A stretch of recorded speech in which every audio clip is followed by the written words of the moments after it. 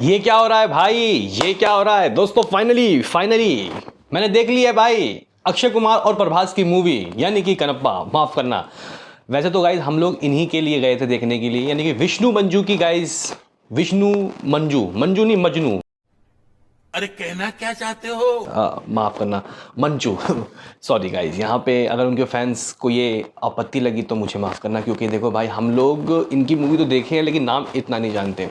मजाक से हटके दोस्तों, आखिर इस मूवी को देखने के बाद कैसा फील हुआ और आपको ये मूवी देखनी चाहिए या नहीं? क्योंकि गाइस देखो, पीरियड ड्रामा मूवी है, माइथोलॉजिकल मूवी है, तो ऐसे में इंडियन ऑडियंस इस तरीके की मूवी में भी इंटरेस्ट दिखाते हैं। भाई साहब, बाहुबली हो जाए या फिर मगाधीरा, बहुत सी ऐसी मूवी है जो गाइस ऑल टाइम ब्लॉकबस्टर रही हैं भाई, कल्ट रही हैं। तो ये मूवी क्या कल्ट है? कल्ट से नीचे है या बिल्कुल ही मतलब देखने लायक भी नहीं है? तो करेंगे बात, लाइक कीजिए, सब्सक्राइब कीजिए। देखो भाई, मैं अक्षय कुमार और प्रभास को देखने गया था गाइस इस मूवी में, उनका काम को।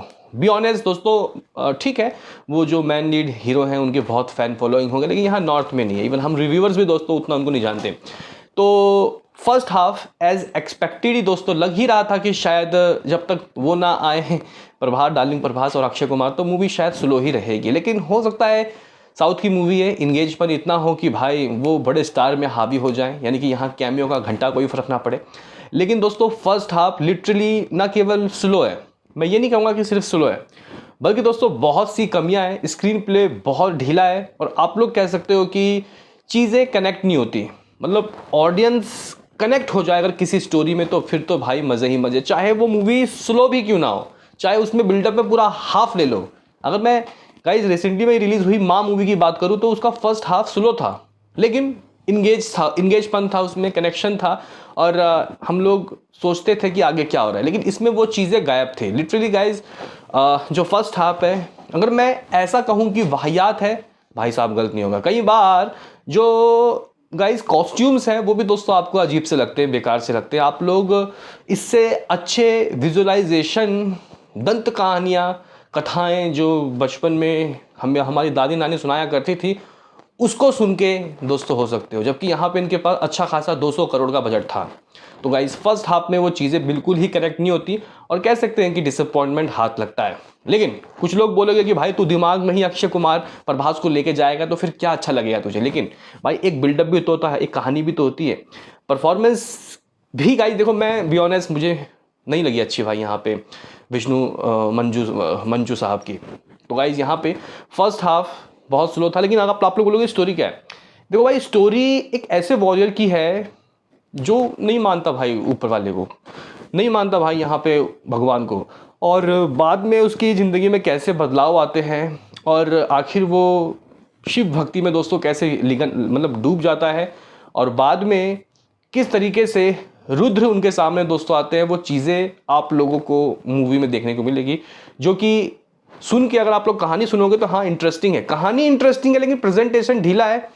कहानी जो थी उसका उस हिसाब से दोस्तों उपयोग नहीं कर पाया इन लोगों ने गाइज, वैसा ये प्रेजेंट नहीं कर पाया, जिससे मामला छूट गया हाथ से। सेकंड हाफ की बात करूंगा, ऐसा भी नहीं है कि भाई फर्स्ट हाफ भंगार दूसरा अंगार, ऐसा भी नहीं है। सेकंड हाफ ठीक है, लेकिन भाई महफिल तब लूटता है जब रुद्रा साहब आते हैं, यानी कि भाई अपने लिटरली प्रभास की जो रियल स्टार की दोस्तों जो एंट्री है वो बहुत ज़बरदस्त है। और भाई साहब थिएटर में ऐसे पैसे लुटाने का मन करता है।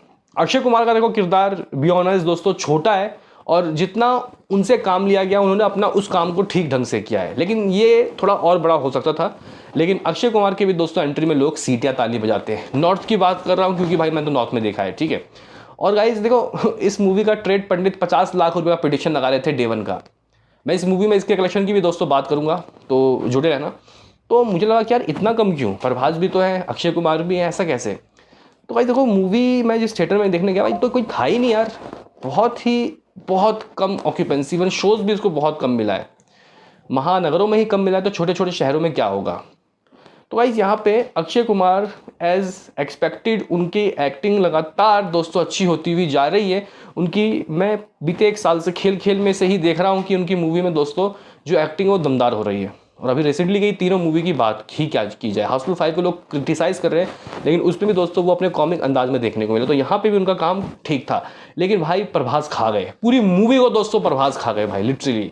तो गाइज अगर आप लोगों को इस मूवी को देखना है, वॉच करना है, तो प्रभास की और अक्षय कुमार के वजह से दोस्तों आप इस मूवी को एंजॉय कर सकते हो, क्योंकि लास्ट का 45 मिनट अच्छा है, इंगेजिंग भी है, जो कि मुझे लगता है कि दोस्तों स्टार्टिंग की चीज़ों को माफ़ तो नहीं करता, लेकिन मुझे लगता है कि थोड़ा बहुत, थोड़ी हद तक आप लोग सोचते हो कि अगर थिएटर में हम लोग चले गए, चलो पैसा तो थोड़ा बहुत तो वसूल हुआ, लेकिन ये मूवी दोस्तों बहुत कमियों से भरी पड़ी है।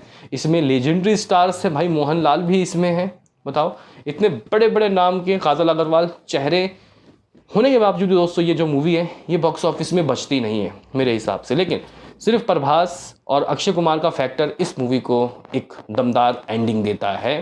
और क्लाइमैक्स में, हाँ भाई क्लाइमैक्स की चीज़ें काफ़ी अच्छी है, इस जो अच्छी चीज़ है वो है भाई, इसमें बोलने वाली बात क्या है। बहरहाल आप लोग बोलोगे कि ठीक है भाई समझ में आ गया कि मूवी देखनी है या नहीं देखनी, रेटिंग तुम मेरे से पूछोगे नहीं, अगर पूछोगे तो मैं बताऊंगा नहीं, अगर बताऊंगा भी तो फिर 2.5 स्टार ही दूंगा भाई, इससे कम भी दे सकता हूँ, लेकिन प्रभास के वजह से, अक्षय की वजह से ये 200 थोड़े स्टार मिले हैं। अभी हम लोग दोस्तों बात कर लेते हैं कि आखिर ये जो मूवी है ये कलेक्शन क्या करेगी, क्योंकि मूवी का बजट 200 करोड़ है, और मैं आपको बता दूं कि भाई साहब 200 करोड़ मेकिंग में लगा है। यहाँ पे अगर आप लोग सोच रहे हो कि 25-30 कैमियो के लिए प्रभास ने ले लिया, तो भाई गलत हो आप।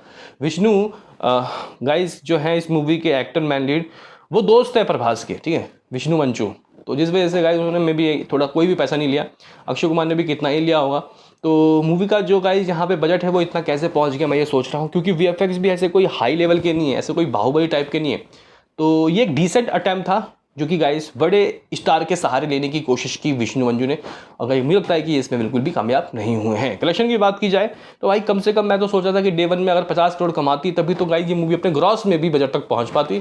फिलहाल दोस्तों डायरेक्टर साहब ने गलती कर दी है, प्रोड्यूसर ने बहुत बड़ी गलती कर दी है, ये मूवी अपने बजट को ग्रॉस में भी दोस्तों नहीं निकाल पाएगी। नेट तो छोड़ दीजिए, अगर हम लोग दोस्तों यहाँ पे चेक करें कि ऑक्यूपेंसी वगैरह किस तरीके की है, तो इसकी तमिल की मॉर्निंग की ऑक्यूपेंसी 11:30, आफ्टरनून 21 और इवनिंग अभी आई नहीं है।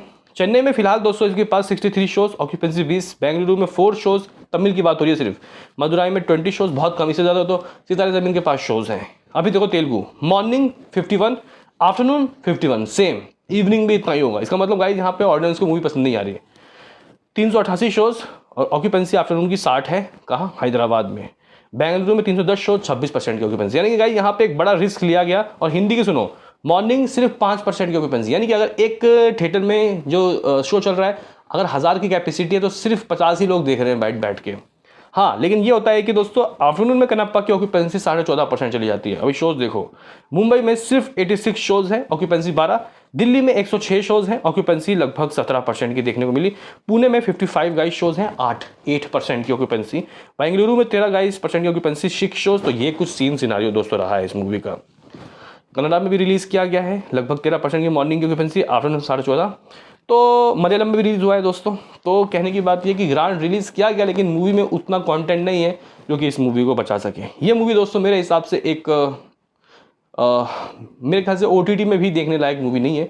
हाँ, सिर्फ अगर आप प्रभास को देखने आते हो, तो अक्षय कुमार को, तो आपका पैसा वसूल हो सकता है, वो भी हाफ टिकट का, क्योंकि इंटरवल से पहले तो पता नहीं क्या चल रहा था। मिलते हैं किसी नेक्स्ट वीडियो में, अभी के लिए इतना ही।